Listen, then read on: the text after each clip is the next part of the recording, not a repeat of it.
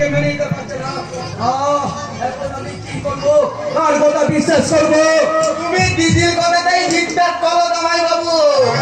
যে বইয়ের কথা শোনে না সে তো একটা কাপুরুষ। বইয়ের কথাই বিশ্বাস করে সব পুরুষ হওয়ার থেকে কাপুরুষ হওয়া অনেক ভালো।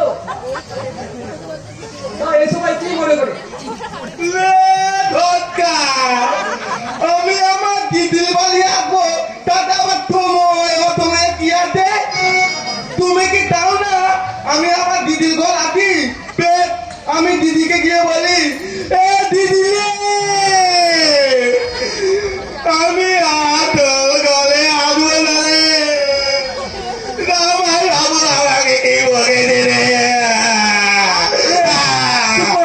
চুপ করো, তোমার এই বাড়িতে আসার কারণে আমার কোনো মাথা ব্যথা নাই। আরে আমি শুধু জানতে চেয়েছিলাম তুমি এই বাড়িতে এই সময় কেন এসেছো? কোনো কি বড় দরকার আছে?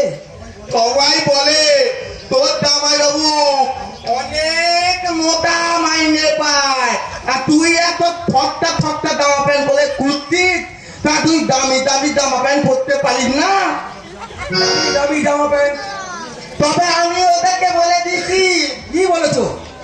বলেছি আমার জামাই বাবু কি দাতা লোক নাকি? এ হচ্ছে মস্ত বড় অফিসে আলোপুরে ইলেকট্রিক অফিসে কাজ করে আবার 11,000 আমি যদি বলি না আমাকে 5,000 টাকা দামি জামা প্যান্ট কিনে দেবে।